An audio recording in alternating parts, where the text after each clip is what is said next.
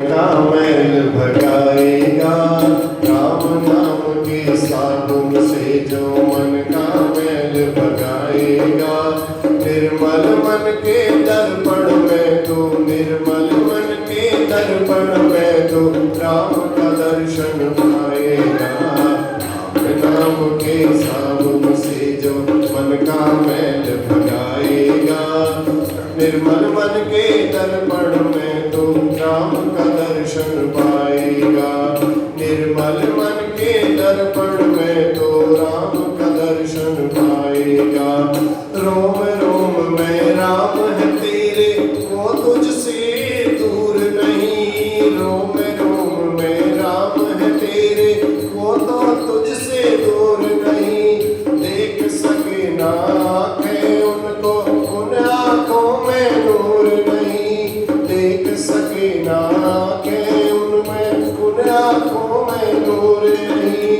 देखेगा तो मन मंदिर में ज्ञान की ज्योत जलाएगा। देखेगा तो मन मंदिर में ज्ञान की ज्योत जलाएगा। निर्मल मन के शीशे में तो राम के दर्शन पाएगा। राम नाम के साबुन से जो मन का मैल भगाएगा। निर्मल मन के दर्पण में तो राम का दर्शन पाएगा। राम नाम के साबुन से ये शरीर अभिमान है जिसका प्रभु कृपा से पाया है। यह शरीर अभिमान है जिसका प्रभु कृपा से पाया है। झूठे जग के बंधन में तूने, झूठे जग के बंधन में तूने क्यों इसको बिसराया है।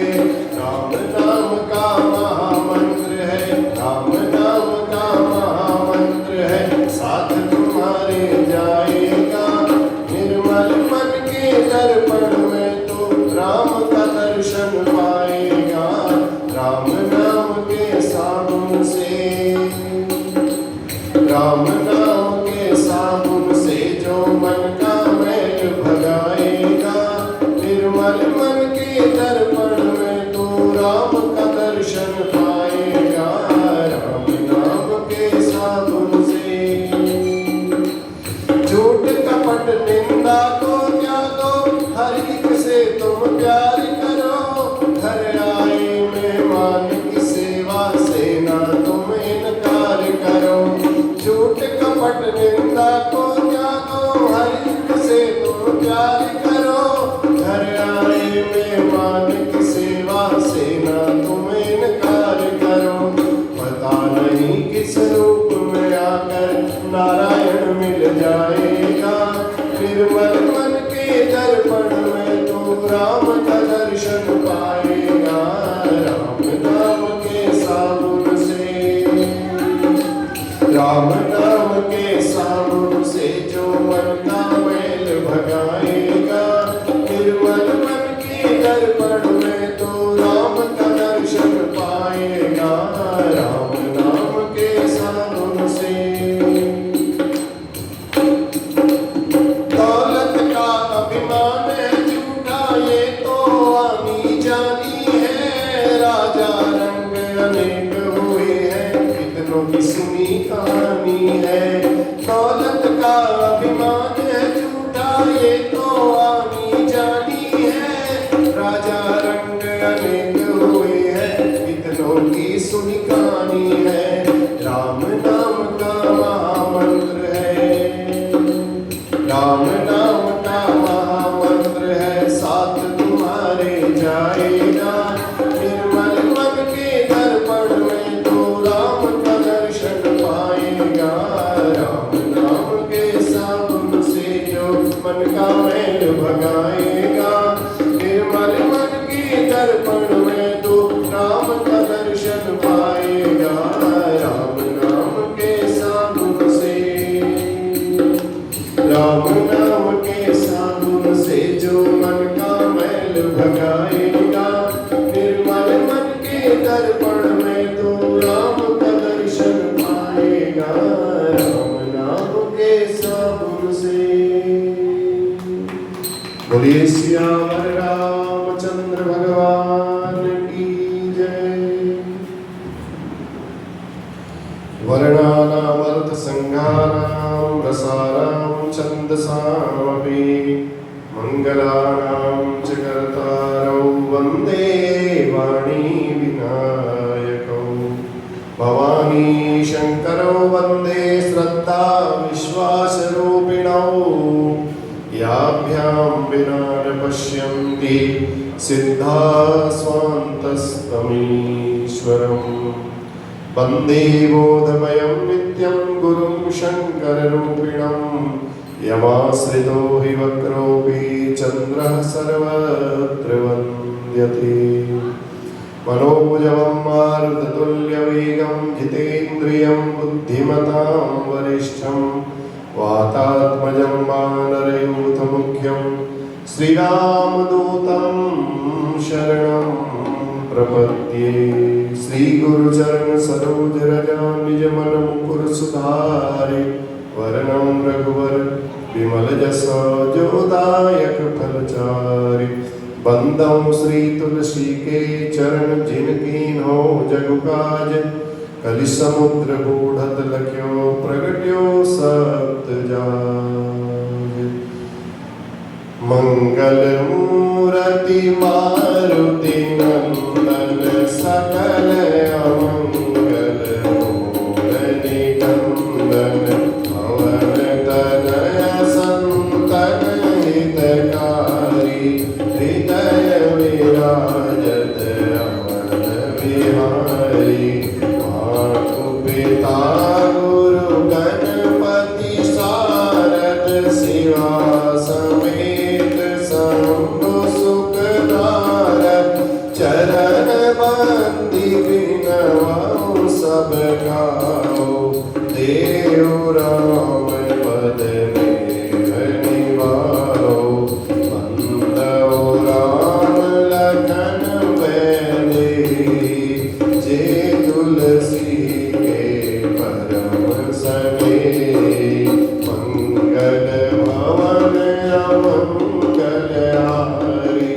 प्रभु सौ दशरथ अजिर बिहारी। मंगल भवन अमंगल हारी। उमा सहित जगत गुरारी। बोलिए सियावर रामचंद्र भगवान की जय। उमामहेश्वर भगवान की जय। लक्ष्मी नारायण भगवान की जय। पवन सुत हनुमान की जय।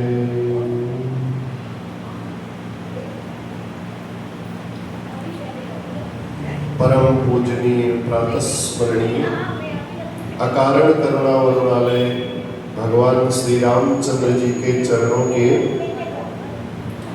आशीर्वाद से उनकी कृपा प्राप्त करने के लिए श्री राम कथा के रसिक पिपासु भक्तजन भगवान की अहेतुकी कृपा से राम कथा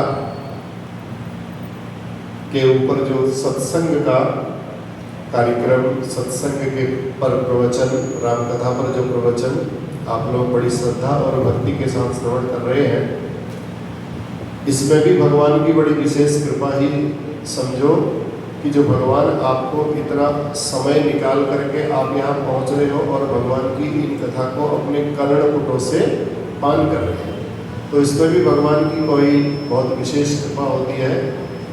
बहुत पूर्व जन्म के हमारे पुण्य उदय होते हैं, जब बहुत पुण्य उदय होते हैं तब जाकर के सत्संग की प्राप्ति होती है।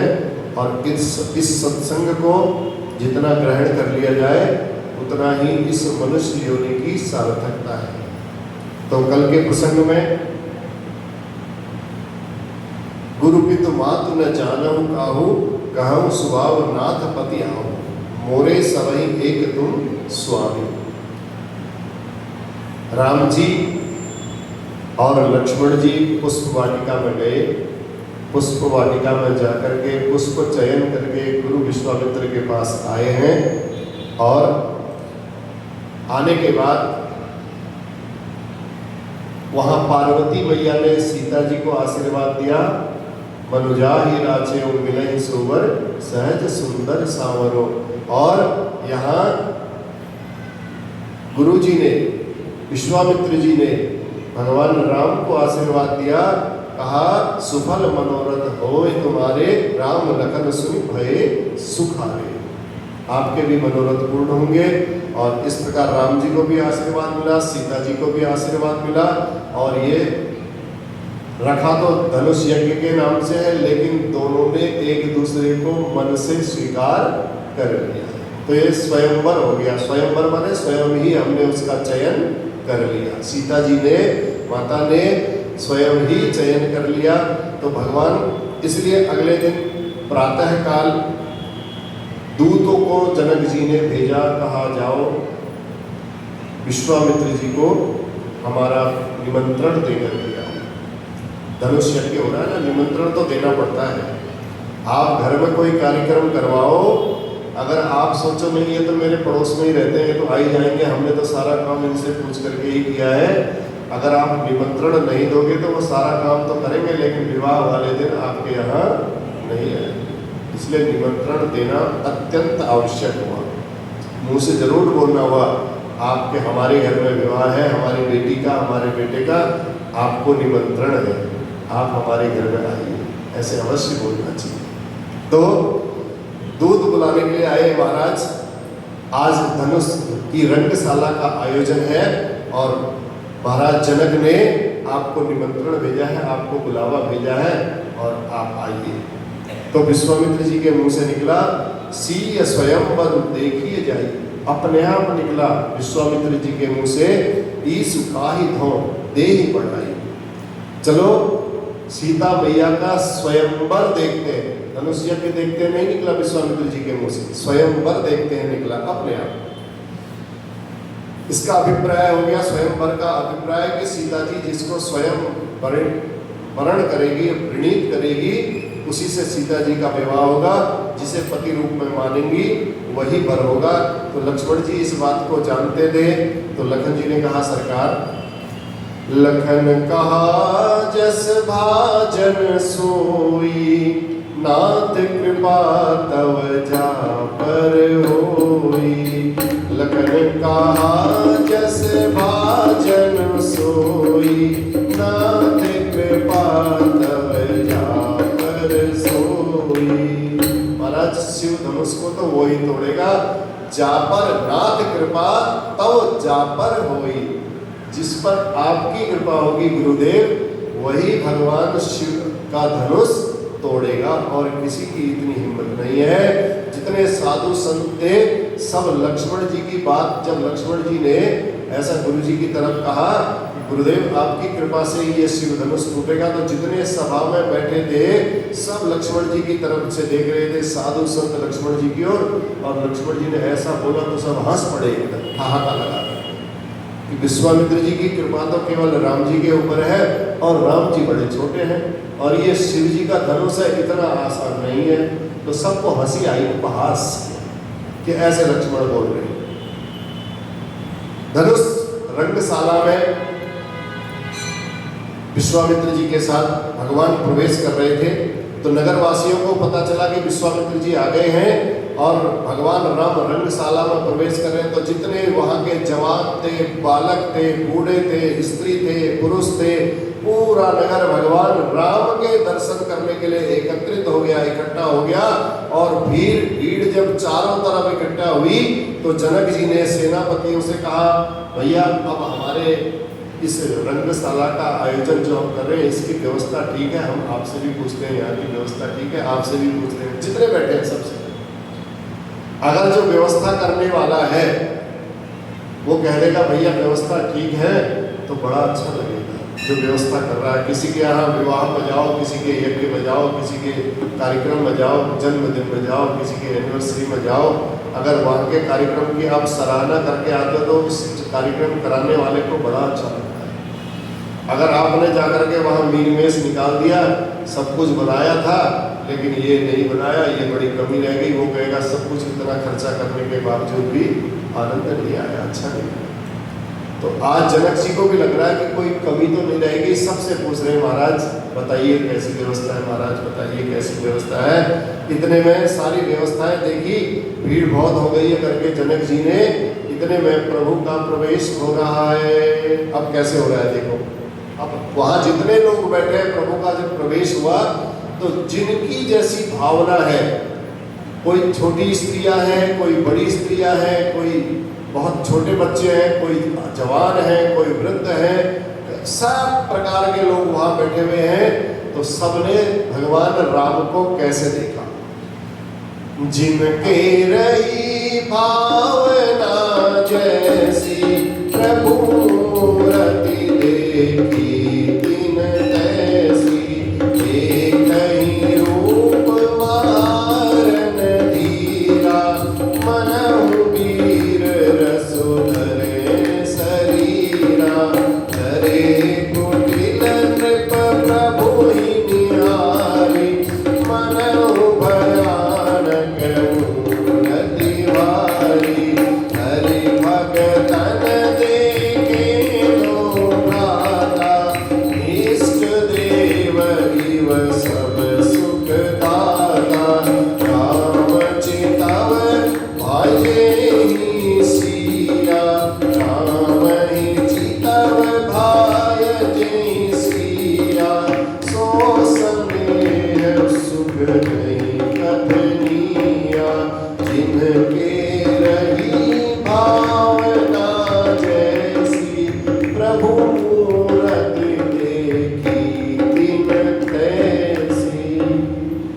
अब वहां भगवान के सौंदर्य का दर्शन करने वाले में जिन्होंने भगवान को जिस भाव से देखा, भगवान उनको वैसे ही दिखाई देने लगे। जो कुटिल है, कठोर है, अंदर से बड़े कलुषित है, उनको भगवान बड़े भयानक स्वरूप में दिखाई देने लगे। जिसकी उपाधि कुटिल, उसको बड़ा भयानक लगने लगा। भगवान कैसे है ये निर्भर करने लगा हमारे अंतःकरण पर।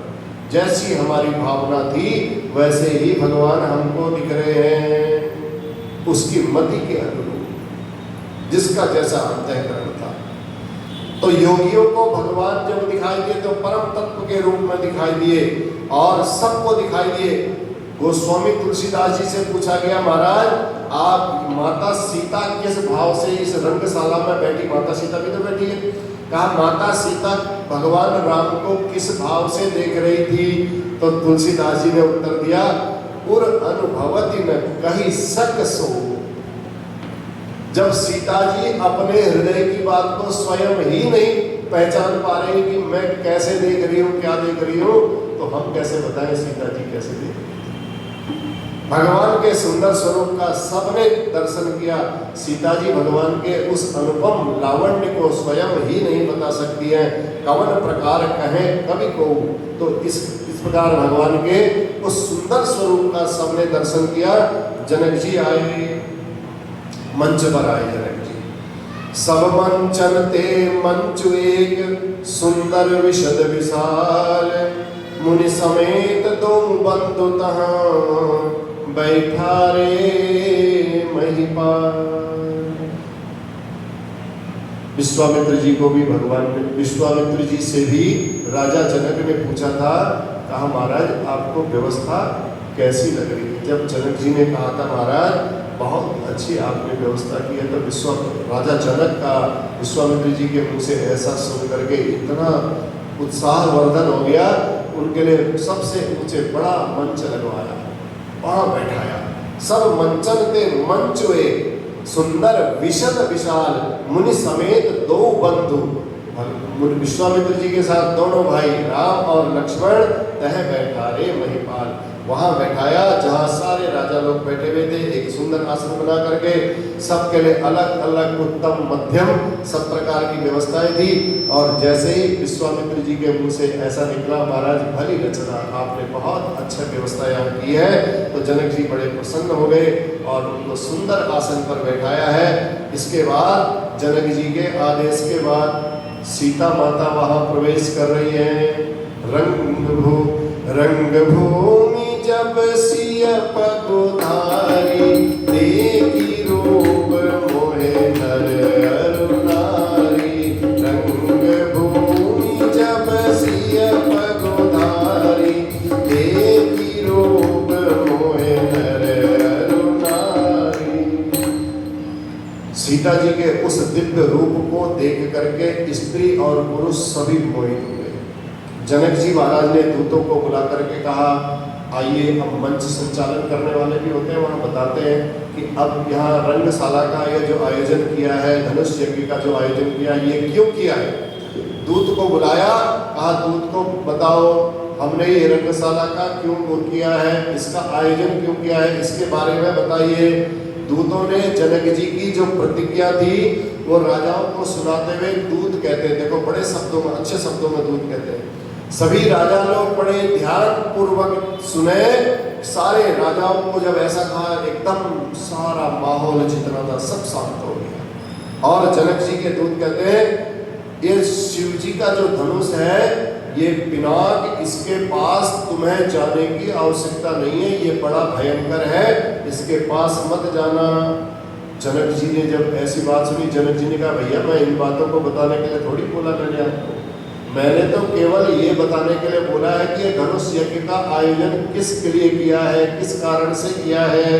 तो बस दूत कहते हैं, महाराज बता तो हम वही रहे हैं, लेकिन बताने का ढंग हमारा थोड़ा उल्टा है, बाकी हम यही बता रहे हैं और कहना भी यही चाह रहे हैं। फिर दूत कहते हैं, नृप भुजबल विदु शिव धनु राहु, गरु कठोर विदित सब काहू।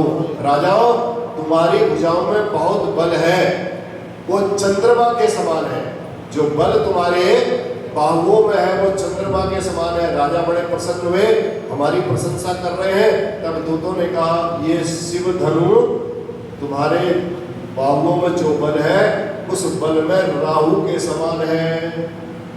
तो इसलिए एक बात बताइए, जब राहु जब चंद्रमा के पास चल करके जाता है तो चंद्र ग्रहण लगता है। राहु जब चंद्रमा के पास चल करके जाता है तो चंद्र ग्रहण होता है, और चंद्रमा स्वयं चल करके राहु के पास आ जाए तो क्या परिणाम होगा। तो इसलिए मानो पहले से इशारा कर दिया है कि आज चंद्रमा स्वयं तुम्हारे पास चल करके आया है। और दूसरा भाव है उन दूतों का कि राजाओं, तुम्हारी भुजाओं में जो बल है वो चंद्रमा के समान दिखाई दे रहा है। और इस सभा में सूर्य के समान भगवान श्री रामचंद्र जी सूर्यवंशी विराजे हुए हैं। सूर्य के तेज से ही चंद्रमा का बल होता है, ऐसा शास्त्रों का वर्णन। तो आप सब में जो प्रकाश दिखाई दे रहा है, चंद्रमा का जो प्रकाश आपके अंदर मैंने बोला जो दिखाई दे रहा है, वो सब सूर्य के प्रताप से ही दिखाई दे रहा है। बाकी कहने का भाव है आप में कोई शक्ति नहीं है, जो भी शक्ति है ये सूर्यवंशी श्री राम बैठे हुए हैं, इनकी शक्ति से तुम्हारा बल दिखाई दे रहा है। अगर तुम इस धनुष के पास गए, जैसे ही दूतों ने प्रतिज्ञा सुनाई, जितने राजा थे सब तैयार होने लगे। दूतों ने कहा, इसके बाद हमारे महाराज जनक का आदेश है, जो इस धनुष को तोड़ेगा उसका सीता जी के साथ विवाह बिना शर्त के कर दिया जाएगा। इसको धनुष, इसको कहते हैं, बात बात में उन्होंने सारी बातें बता दी कि धनुष कितना भयंकर है। इतने आप लोग सब बैठे हो, इस धनुष को उठाना इतना आसान नहीं है, ये कहने का तरीका है। लेकिन जनक जी ने बोला था खाली धनुष यज्ञ सीता जी के विवाह के लिए ये बताना है, लेकिन उन्होंने सारी बातें बता दी, क्योंकि उस सभा में भगवान बैठे थे। और जब जैसे ही प्रतिज्ञा सुनाई तो जितने दूत थे और जितने दूतों ने जैसे प्रतिज्ञा सुनाई, जितने वहां राजा बैठे हुए थे, सब राजा तैयार होने लगे, परिकर बांध करके, दुपट्टा बांध करके, कमर सबने कसली बांध ली और उठे अकुलाए, अकुला करके खूब हिम्मत से उठे, अपने अपने स्थान पर खड़े हो गए और चले। इष्ट देवन सिर नाई, सबने अपने अपने इष्ट देव को प्रणाम किया है। और उसके बाद इष्ट देव को प्रणाम करते करते करने के बाद जैसे चलने लगे, भूप अब एक एक करके जा रहे हैं शिव जी के धनुष के पास। जितने लोग शिव जी के धनुष के पास गए, जाकर के उस शिव धनुष पर हाथ लगाना भी दूर, उसका बल ही इतना उसका था, किनारे से ऐसे हिलाया तो वो हिल तक नहीं पाया, वापस लौट करके आए। अब उन सब जितने राजा थे, उन राजाओं ने विचार किया कि ये शिव जी का धनुष तो हिल भी नहीं रहा है, तो अब इसका क्या किया जाए। तो भूप सहस 10 एक ही 12, अब 10-10 हजार राजाओं ने गठबंधन की सरकार बना ली। कहा अब एक को हराने के लिए सब जितने राजा लोग थे सब एकत्रित हो गए, गठबंधन की सरकार बन गई। अब मुख्यमंत्री कौन होगा ये बाद में डिसाइड किया जाएगा, लेकिन धनुष को सबसे पहले तोड़ना है, एक व्यक्ति को सबसे पहले हराना है। तो इन राजाओं ने भी यही सोचा कि चलो 10,000, एक के बस की बात तो नहीं है, हम 10,000 मिलकर के चलते हैं, इकट्ठे चलते हैं और बाद में डिसाइड कर लिया जाएगा, निश्चय कर लिया जाएगा कि विवाह किसके साथ संपन्न है। भूप सहस 10 एक ही 12, लगे उठावन करई नटारा। भूप सहस 10 एक ही 12, लगे उठावन करई नटारा। लगई न शंभु सरासन कैसे, कामी बचन सती मनु जैसे। धनुष को जितना उठा रहे हैं 10-10 हजार राजा लोग, लेकिन धनुष उतना ही भारी होता जा रहा है, उतना ही भारी होता जा रहा है, उतना ही बढ़ता चला जा रहा है। कामी बचन सती मनु जैसे, कितना सुंदर भाव गोस्वामी तुलसीदास जी ने यहाँ पर दिया।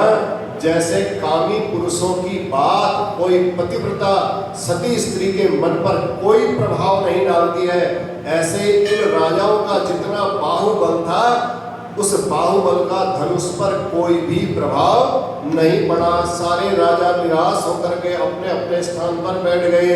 अब सब अपने अपने स्थान पर जब बैठे, सिंहासन लगाए थे सबके लिए, सब अपने अपने सिंहासनों पर बैठे, जैसे ऐसे बैठ गए मुंह लटका करके, जैसे कोई दरिद्री का धन लुट गया हो। मानव संपत्ति सकल गवाई, सारी संपत्ति लुटा दी हो, जैसे एक धनुष न उठने का इतना दुख हुआ सबको।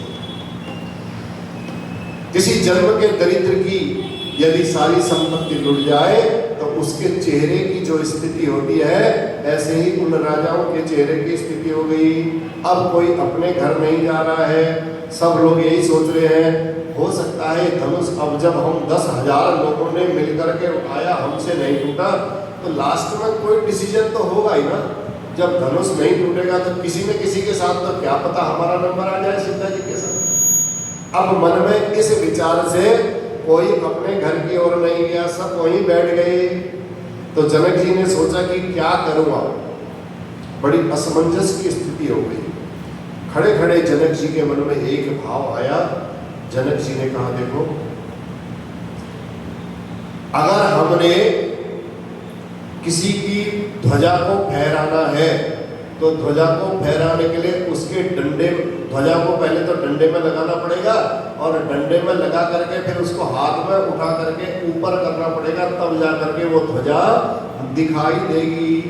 तो यहाँ भी जनक जी के मन में विचार आया, रघुपति कीरति विमल पताका, दंड समान भयउ जस जाका। भगवान के यश रूपी कीर्ति को फहराने में लक्ष्मण जी महाराज डंडे के समान है, क्योंकि भगवान की कीर्ति लक्ष्मण जी ही जगह जगह जा करके फैलाते हैं। इसलिए जनक जी ने सोचा कि ऐसा कुछ मैं बोलूं जिससे लक्ष्मण जी को क्रोध आ जाए, गुस्सा आ जाए, और लक्ष्मण जी खड़े हो जाएंगे तो हमारा काम बन जाएगा। लेकिन जनक जी बड़े ज्ञानी हैं, देखो, और बोले वचन रोष जन साने, साने माने मिला करके। मिलाया कैसे जाता है, दाल अलग होती है, भात अलग होती है। दाल और भात को जब मिला देते हैं तो उसको क्या बोलते हैं, सान करके खाना बोलते हैं, ठीक है, तो यही साने। तो ऐसे वचन बोल रहे हैं मानो क्रोध से भरा लेकिन वास्तव में उसमें क्रोध नहीं है। ज्ञानी को कभी क्रोध नहीं आता है। जनक जी महाराज परम ज्ञानी है, इसलिए जनक जी ने ऐसे वचन बोले, बोले वचन रोष जन सारे। क्रोध की द्वैत की बुद्धि बिनु, द्वैत की बिनु अज्ञान, इसलिए क्रोध है नहीं है। बोले वचन रोष जन साने, ऐसा लग रहा है जैसे बहुत क्रोध में बोल रहे हैं। अब जनक जी ने बोलना प्रारंभ किया। देखो सर्प को कोई परेशान करेगा, जनक जी जो क्रोधित होकर के बोलने लगे थे तो लक्ष्मण जी को उनकी बातों को थोड़ा सुन सुन करके उत्तेजना आने लगी। और सर्प के सिर पर होती है एक मणि, अगर उस मणि को सर्प को एक दो बार छेड़ो तो सर्प सोच लेता है कि ना काटो, चले जाओ अपने रास्ते से, लेकिन उसकी मणि को अगर आप छेड़ोगे तो सर्प फिर बिल्कुल छोड़ता नहीं है। तो इसलिए जब उसकी मणि के साथ छेड़छाड़ होती है तो उसको बहुत क्रोध आता है। जनक जी ने सोचा कि भगवान राम के बारे में यदि कुछ कह दूंगा तो ये लक्ष्मण सहन नहीं कर पाएंगे, ये जरूर उठ जाएंगे, क्योंकि लक्ष्मण जी हैं शेष फणी और भगवान राम है मणि। अब मणि को छेड़ोगे तो फणी फिर फुफकारेगा ही फुफकारेगा। इसलिए अब जनि को माखे भट मानी, वीर विहीन मही मैं जानी। अब जनि को माखे भट मानी, वीर विहीन मही मैं जानी। अब जनक जी का कार्य शुरू हुआ। जनक जी ने कहा अब मैं जान गया हूं, ये धरती बिल्कुल वीरों से खाली है। अब जनि को माखे भट मानी, वीर विहीन मही मैं जानी। ये जो धरती है ये वीरों से रहित हो गई है, इसमें वीर एक भी नहीं रहा। ऐसा प्रण करके मैं यहाँ आया था, मैं अपनी हंसी थोड़ी करवाने आया था, मैं तो प्रण करके आया था जो इस शिव धनु को तोड़ेगा उसके साथ मैं अपनी बेटी का विवाह करूंगा। सुकृत जाए जो पल परिहर हूं, यदि मैं प्रण छोड़ता हूं तो मेरा पुण्य फल नष्ट हो जाएगा। जनक जी कहते हैं कुंवरी कुंवारी रहूं का करऊं, और अगर मुझे पता होता कि ये धरती वीरों से विहीन हो गई है, इस धरती में वीर नहीं रहे हैं, तो मैं ऐसा प्रण ही नहीं करता। बिल्कुल प्रण में ऐसा सोच के ही नहीं आता। लक्ष्मण जी ने जब ऐसा वचन सुना तो जनक जी सीधे और बोल भी रहे हैं और देख भी लक्ष्मण की तरफ रहे हैं। बार बार जनक जी बोल रहे हैं लेकिन इशारा लक्ष्मण जी की तरफ ही है, कह रहे लक्ष्मण जी की तरफ देख देख करके। और इसलिए लक्ष्मण जी सीधे उठे और भगवान राम के चरणों में तुरंत प्रणाम किया। सुनहु भानु कुल पंकज भानु, कहु स्वभाव न कछु अभिमानु। प्रभु के स्वभाव के बारे में कहते हैं राम जी के पास गए, कहा प्रभु चरणों में प्रणाम करके, कही जनक जसु अनुचित बानी, विद्यमान रघुकुल मनि जानी। कही जनक जसु अनुचित बानी, विद्यमान रघुकुल मनि जानी। आपको रघुकुल मणि बताया है और जनक जी ने ऐसा कह दिया जैसे इनको ये पता ही नहीं कि रघुकुल मणि है। तो विश्वामित्र जी ने इनको बताया था कि ये रघुकुल के मणि है। जब परिचय दिया था तो उस समय रघुकुल मणि कह करके इनका परिचय दिया था। क्या परिचय दिया था? रघुकुल मणि दशरथ के जाए। जैसे ही विश्वामित्र जी राम और लक्ष्मण को लेकर के आए थे तो जनक जी को परिचय दिया। जनक जी ने पूछा ये बालक कौन है? तो उस समय कहा उन्होंने रघुकुल मणि दशरथ के जाए, मम हित लागी नरेश पठाए। मेरे हित के लिए जनक जी ने, अवधेश ने ये मेरे साथ भेजे हैं। तो किसी ने लक्ष्मण जी से कहा अरे ये तो बड़े की बात है भैया, तुम क्यों बोल रहे हो बीच में?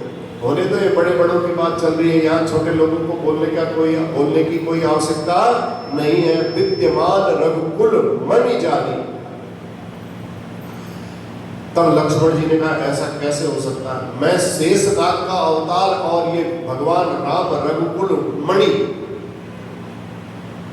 अगर मणि के बारे में कोई कुछ कहेंगे, हमारे वंश के बारे में कोई कुछ कहेगा तो हम उसको कैसे छोड़ सकते हैं। सर्प की मणि के ऊपर यदि छेड़छाड़ हुई तो सर्प से रहा नहीं जाता है।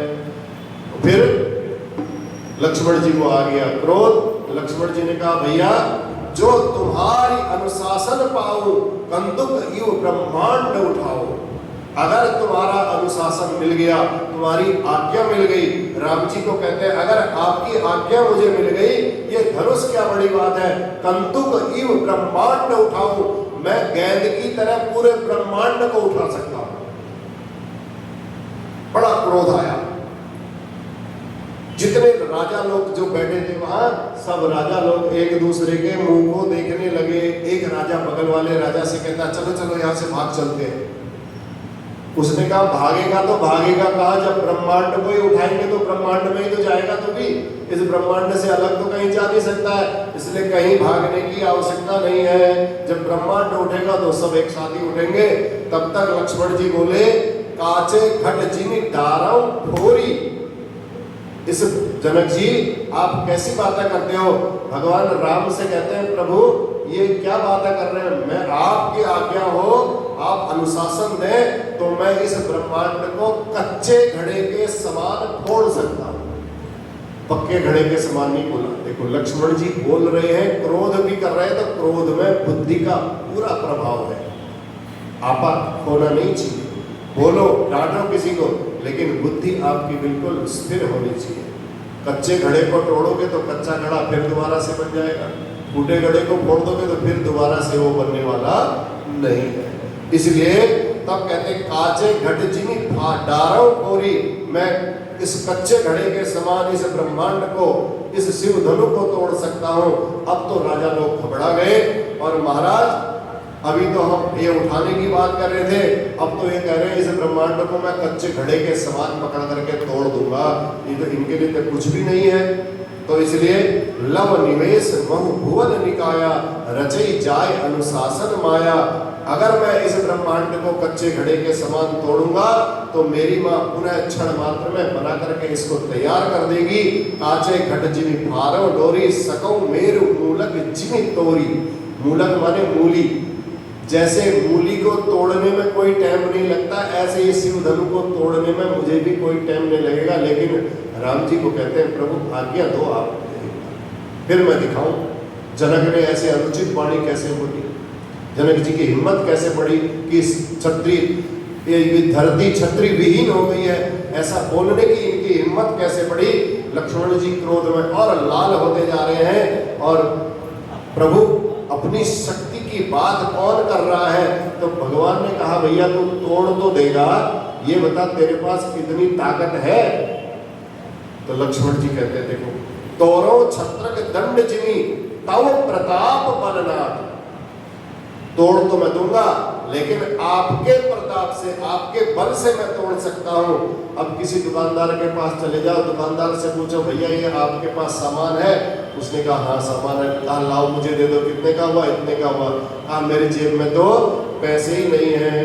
तो वही यही बात हो रही है। भगवान ने लक्ष्मण से कहा, राम जी कहते हैं बात तो तू इतनी बड़ी बड़ी कर रहा है, तेरे पास ताकत भी है, तेरे पास बल भी है। तो भगवान ने कहा, लक्ष्मण जी ने कहा बल नहीं है प्रभु, तब प्रताप महिमा भगवाना को पापरो बिना तो पुराना। ये आपकी महिमा का प्रताप है, मैं जो बोल रहा हूँ ये आपके नाम से बोल रहा हूँ, मेरी हिम्मत नहीं है। ये है बुद्धि का परिचय,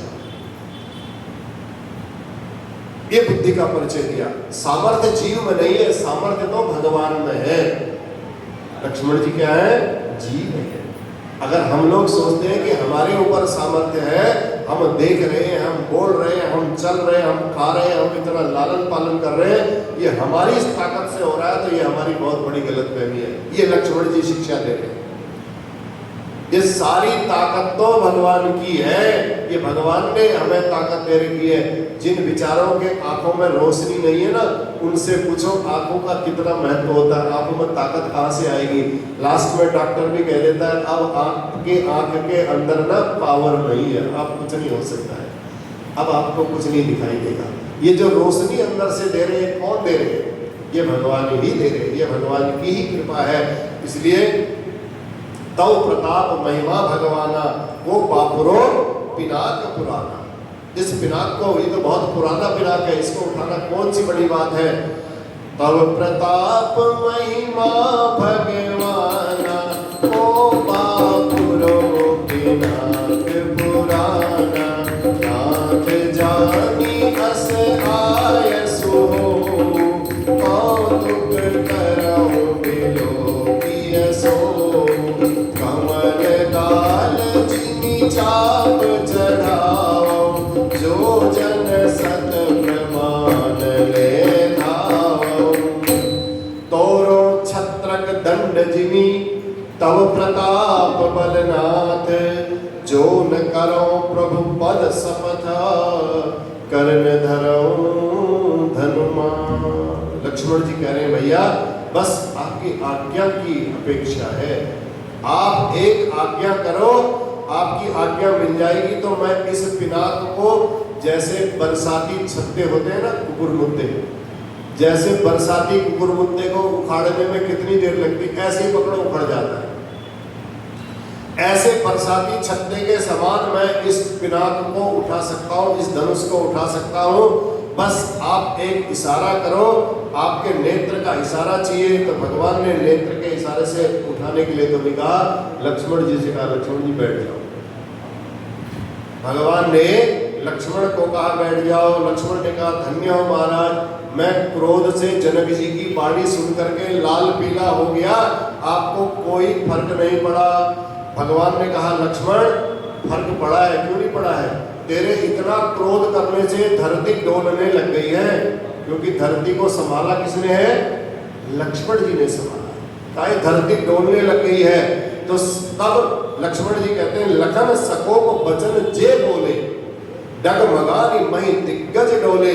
धरती कांप गई, लक्ष्मण जी धरती कांप गई, बैठ जाओ। भगवान कहते बैठ जाओ बैठ जाओ।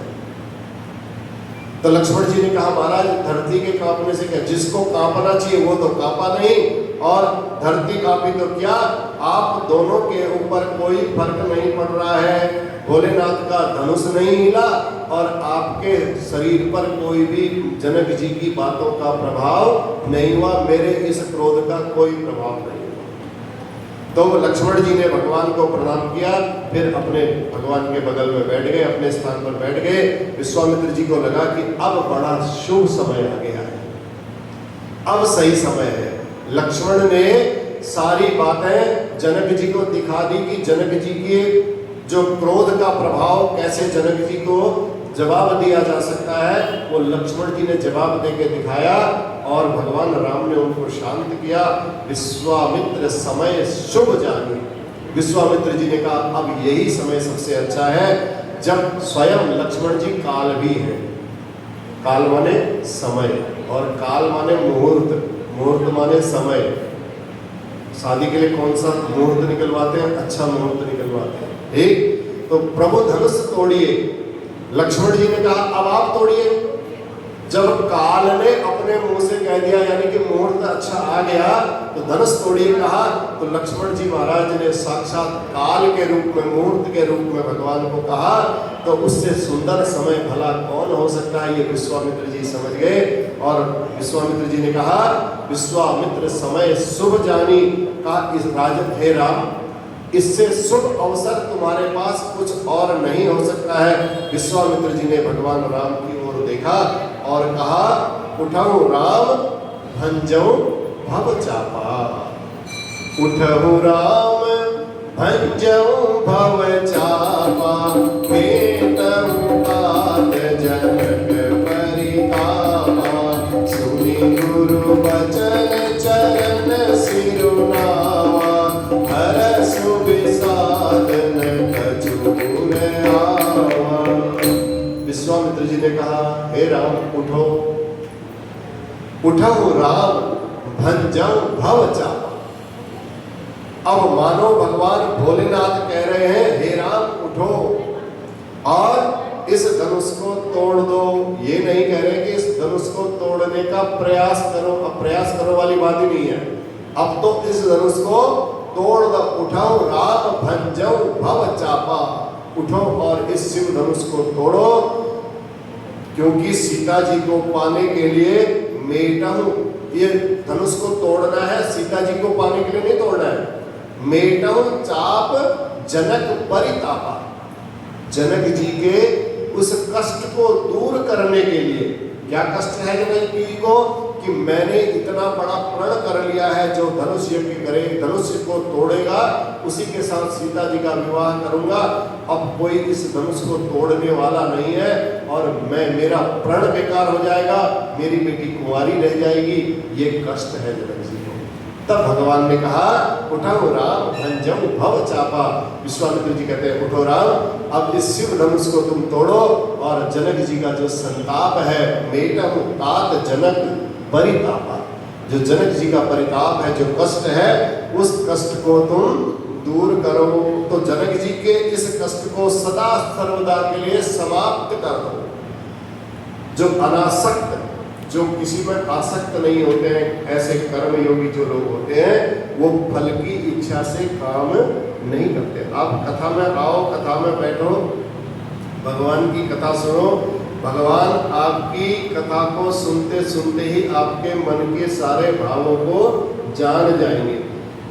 और आप भगवान से ये मत कहो कि प्रभु मुझे ये दे दो, प्रभु मुझे ये दे दो, प्रभु से ये कहो कि प्रभु आपकी भक्ति मुझे प्राप्त हो, तो भगवान आपके अंदर मन की सारी बातों को समझ जाएंगे। तो यहाँ पर भी लक्ष्मण जी, विश्वामित्र जी इस बात को जानते हैं कि राम जी सीता जी को पाने के लिए यदि बोलूंगा तो राम जी धनुष तोड़ने वाले नहीं है, इसलिए जो महापुरुष कोई कर्म करते हैं तो वो दुख की निवृत्ति हो जाए।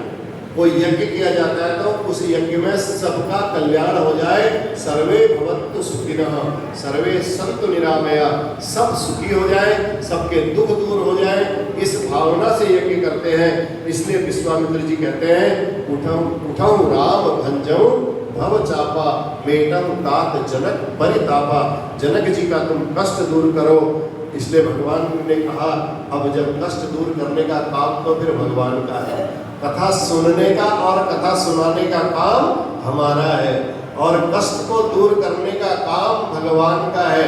अब भगवान जी से मांगोगे तो फिर मांगने में तो एक सीमित दायरा हो जाएगा, तो फिर भगवान कहेंगे तुम अनासक्त नहीं हो, तुम आसक्त वाले। देख उठो राम भंजो भव चापा, तो सहज ही चले सकल जग स्वामी। अब भगवान राम को सीता जी को पाने के लिए जाते तो मन में बड़े अधीर होते, लेकिन उनने तो सब जितने वहां बैठे थे सबका कष्ट दूर करना था, अकेले जनक जी का ही नहीं करना था, जितने सब बैठे थे। तो इसलिए भगवान राम बड़े आराम से अब चले जा रहे हैं, जल्दीबाजी नहीं कर रहे कुछ भी, उनके अंदर कोई इतनी ज्यादा उत्साह नहीं है, इतनी ज्यादा उत्साहित नहीं है भगवान। मत मंज बर कुंजर गाँव, ऐसे चल रहे हैं हाथी की चाल में, और जैसे हाथी की चाल में भगवान चल रहे थे तो सारे राजाओं की दृष्टि भगवान के ऊपर टिकी हुई है, राम जी के ऊपर टिकी हुई है। संत जो है वो राम जी को देख रहे हैं कि क्या होने वाला है, कुछ पता नहीं। संतों से पूछा क्या होने वाला, उन्होंने बोला भैया भगवान है, पता नहीं, कुछ भी हो सकता है। भगवान राम सबके बीच में मुस्कुराते हुए चल रहे हैं, प्रभु को चलता हुआ देख करके सुनैना मैया को, सुनैना मैया कौन है? जनक जी की पत्नी, सीता जी की माँ। सुनैना जी ने भगवान राम छोटे छोटे थे, आकाश से भी छोटे छोटे, ठुमुक ठुमुक करके जब चल रहे थे हाथी की चाल में मस्त होकर के धनुष को तोड़ने के लिए, तो सुनैना जी के मन में शंका हो गई। सुनैना जी ने कहा राजा जनक इतने बड़े ज्ञानी, इनको इतनी अकल नहीं है कि ये छोटे बच्चे को भेज रहे। जिस धनुष को इतने बड़े बड़े राजाओं ने 10-10 हजार राजाओं ने उठाने का प्रयास किया, छूने का प्रयास किया, उसको हिला नहीं पाए, उस शिव धनुष को ये कैसे भंजन करेंगे, ये कैसे तोड़ पाएंगे?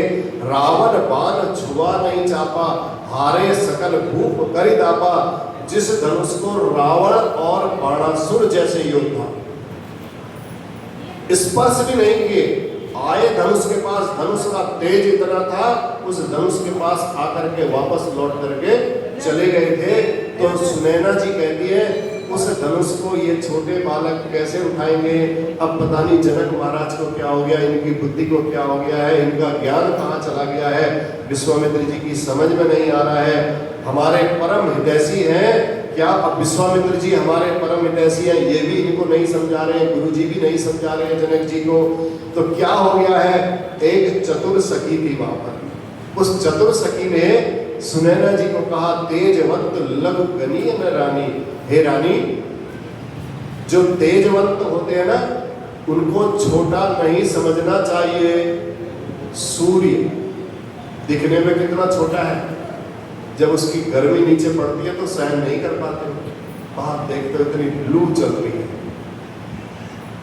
तो इसलिए कभी छोटी वस्तु को ज्यादा छोटा समझ करके उसके महिमा को छोटा नहीं समझना चाहिए। रविमंडल देखत लघु लागा, उदयतासु त्रिभुवन तम भागा।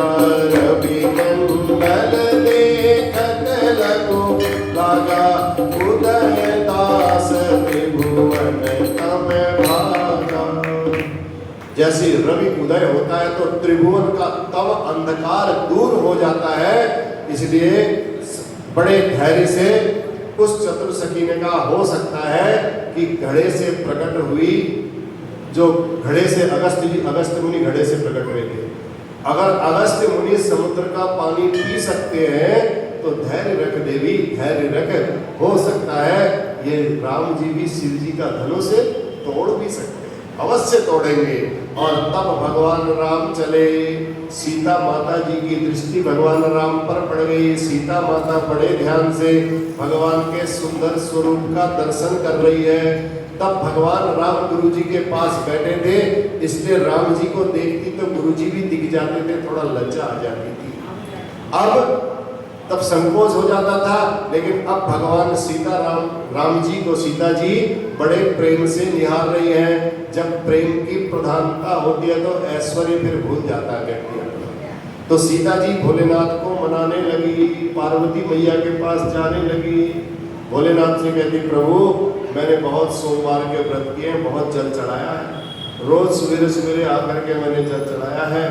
अब तुम कोई ऐसी कृपा कर दो, क्योंकि ये धनुष भी तुम्हारा ही है, इस धनुष के भार को हल्का कर दो। प्रार्थना करने लगी और फिर गणेश जी के पास बैठे थे, वहीं पर गणेश जी से कहने लगी, आप इस धनुष का जो भार है, इसकी जो गुरुता है, उसको आप हल्का करने में सामर्थ्यवान हो। गणेश जी ने कहा, ऐसा कैसे कह रहे हो देवी? कहा, सामर्थ्यवान हो महाराज, नहीं तो आप अगर इतने भारी भरकम होते तो चूहे की सवारी कैसे करते? आप जब चूहे की सवारी करते तो अपने शरीर को हल्का कर लेते हो, इसलिए आपकी सामर्थ्य है, आप हल्का कर सकते हो। सीता जी की जो व्याकुलता है वो शिव धनुष से, अब प्रार्थना करते करते शिव धनुष के पास ही चले गया वो सीता जी का मन। शिव धनुष के पास दूर से हाथ जोड़ करके प्रार्थना करती है, हे विनाथ, अब आप ही मुझ पर कृपा करो, तेरा ही आश्रय है, तेरा ही आश्रय है मुझे, तू हल्का हो जा। पिनाक ने कहा, कितना हल्का हो जाऊं बताओ?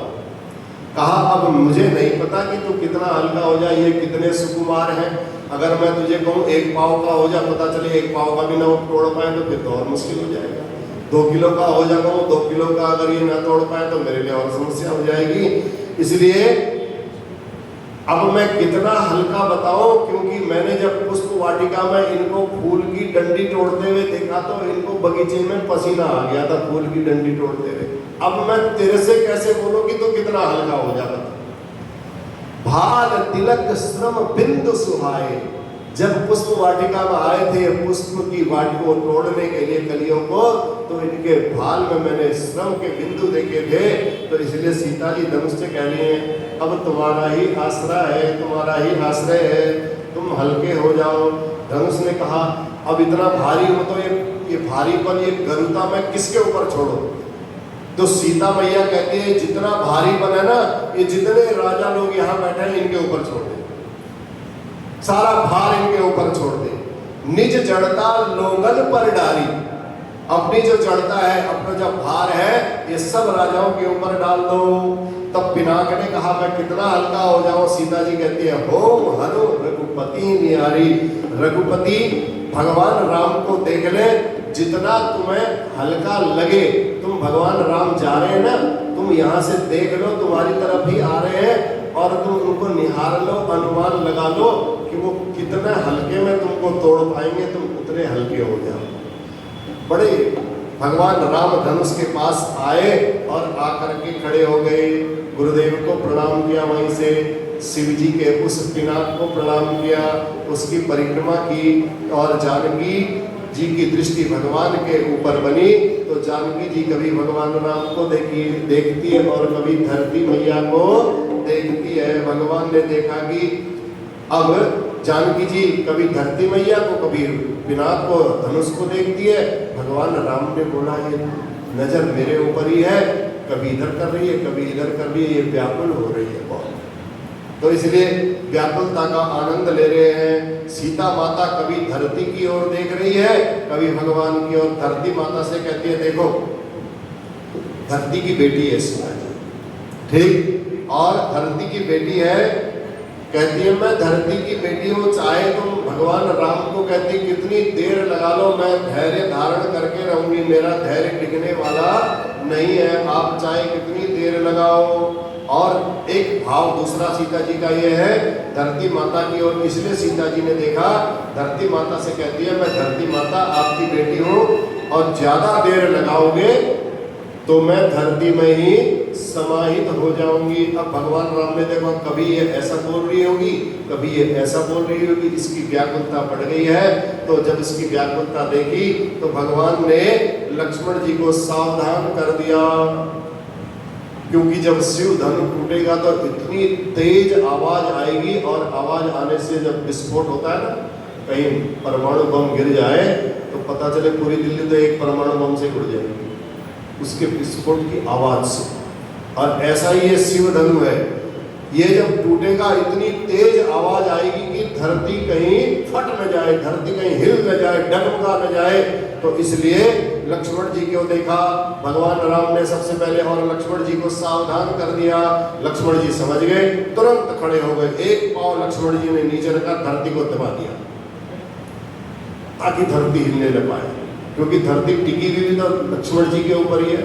इसलिए लक्ष्मण जी ने अपने चरणों से उस ब्रह्मांड को दबा दिया और धरती को दबाया, कहीं ऐसा ना हो कि धनुष के टूटने से धरती कांप जाए, कोई विकृति आ जाए, कोई दोष आ जाए। तब भगवान कहते हैं लक्ष्मण, मैं चाहता हूं कि बेटी के विवाह में मां को कोई कष्ट ना हो, इसलिए आप अपने चरणों से ब्रह्मांड को दबा कर रखिएगा। सबको सावधान कर दिया।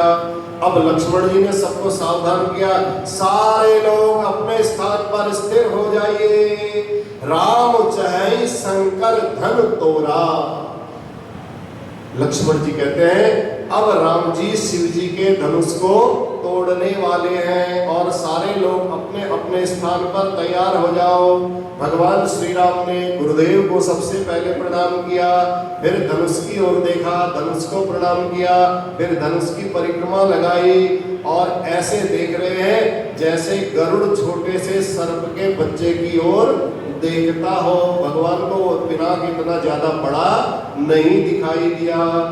गुरु ही प्रणाम मन ही मन कीना, अति लाघव उठाई धनुलीना, तम के उदामिनी जिमी जब लयऊ, भूमि नभ धनु मंडल सम भयऊ, प्रेत चढ़ावत खेचत गाढ़े, काहुन लखा देखो सब ठाढ़े, छन राम मध्य धनु टोरा, भरे भुवन धुनि घोर कठोरा।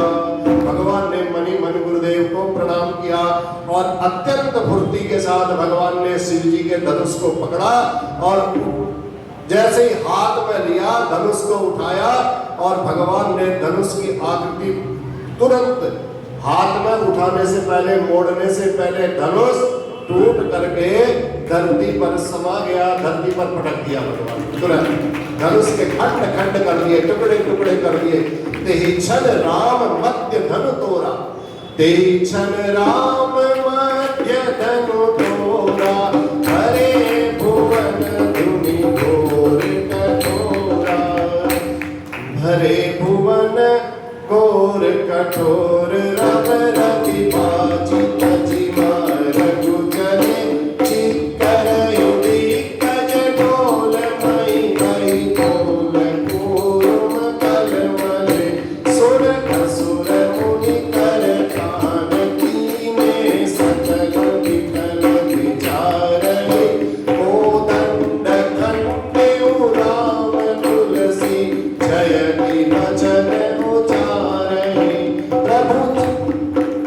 प्रभु तो चाप खंड मही डारे, देखि लोग सब भय सुखारे, कौशिक रूप पयो निधि पावन, प्रेम बारी अवगाहु सुहावन। भगवान ने जैसे ही धनुष के टुकड़े करके उसको धरती पर गिराया, लक्ष्मण जी महाराज को बड़ी प्रसन्नता हो रही है और दौड़े दौड़े आए, देख रहे हैं जनक जी की ओर।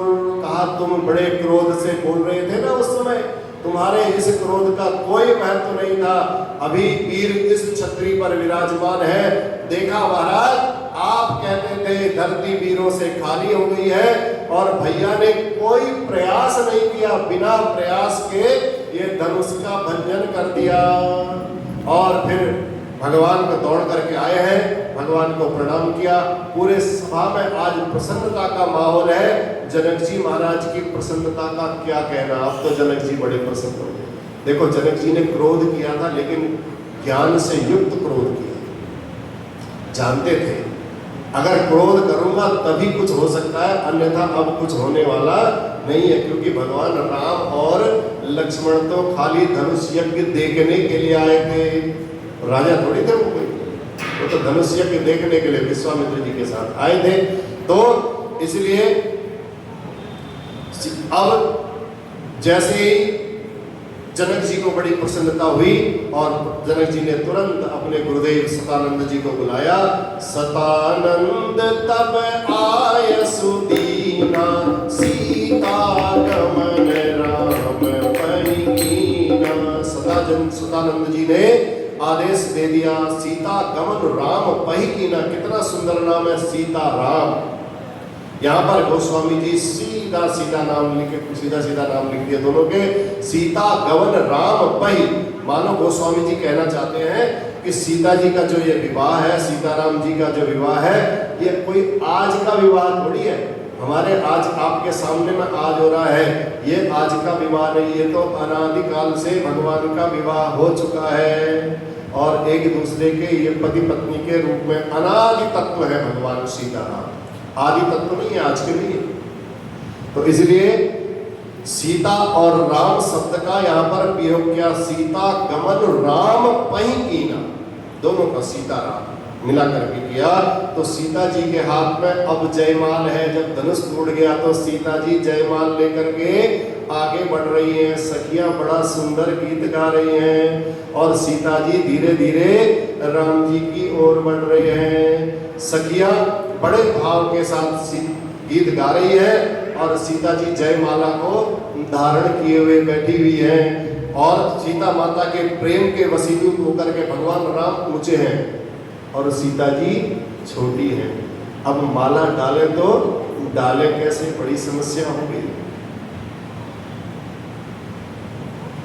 सखियां थी सीता जी के साथ में, सखियों ने हास परिहास करना प्रारंभ किया। जैसे ही हास परिहास प्रारंभ किया, राम जी के सामने में आकर के एक सखी ने कहा वरमाला तो पड़ गई। भगवान ने सिर नीचे किया और सीता जी ने उनके गले में वरमाला डाल दी। बोल सीताराम भगवान की।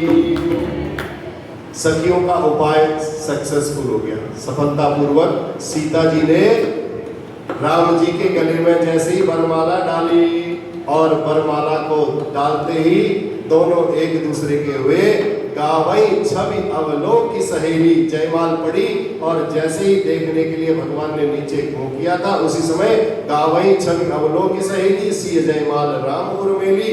मनोहर छवि देख करके, दोनों की सुंदरता देख करके सखियां गाने लगी। जैसे ही गाने लगी, बोलिए सीतारामचंद्र भगवान की। अब सखियां क्या गा रही हैं, थोड़ा सा एक गीत गाते हैं, फिर आज का कार्यक्रम देखेंगे कहाँ तक चलता है। आज सीताराम जी का विवाह हुआ।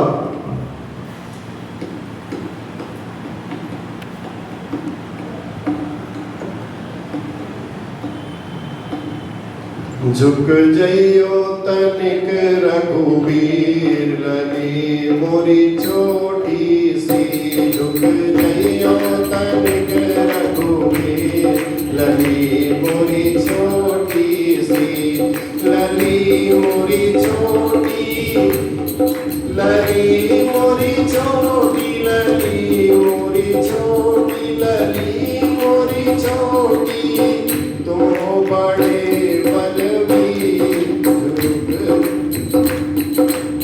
झुक जइयो रघुवीर, लगी मोरी छोटी सी। झुक जइयो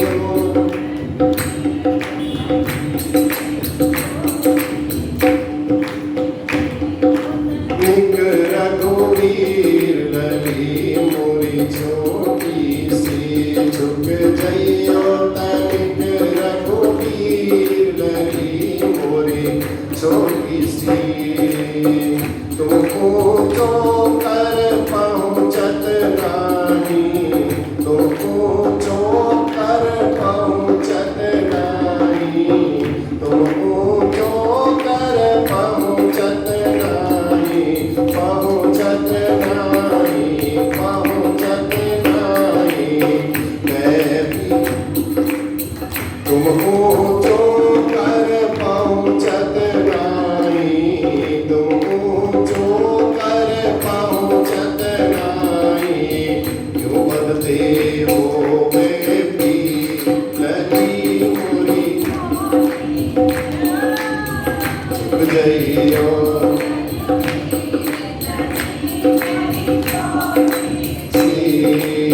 झुक जइयो तनिक रघुवीर, लगी मोरी छोटी। कण से खड़ी सिय पाय पिराने, कब से खड़ी सिय पाय पिराने। मैथिली भाषा में थोड़ा सा। कब से खड़ी सिय पाय पिराने, कब से खड़ी सिय पाय पिराने। पाय पिराने, ओ पाय पिराने। दया करो रघुवीर, लगी जी। दया करो रघुवीर, लगी मोरी छोटी सी। रघुवीर, लगी मोरी छोटी सी। तुम रघुवंशी अपनी अदा से, तुम रघुवंशी अपनी अदा से। मन न धरत मेरो धीर, लगी मोरी छोटी सी।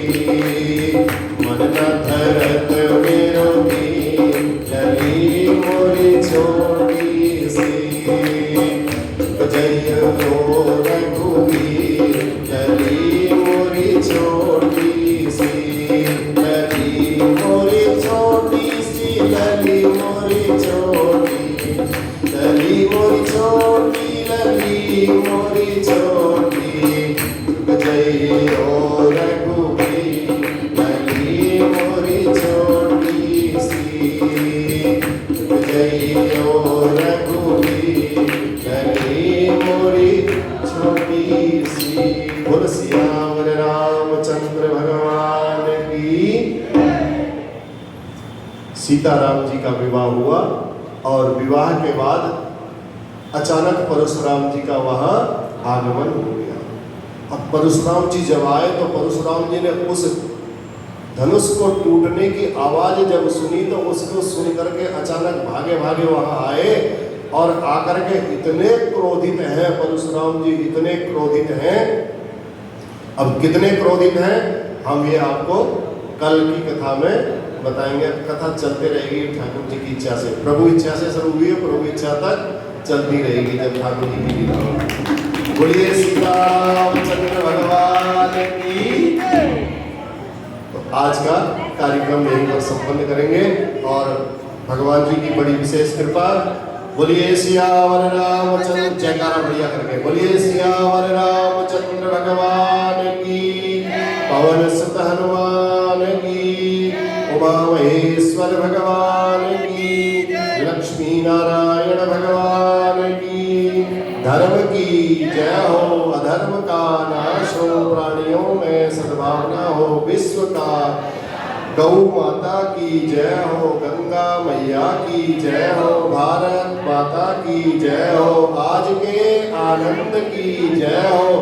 नमः पार्वती पतये हर हर हर महादेव।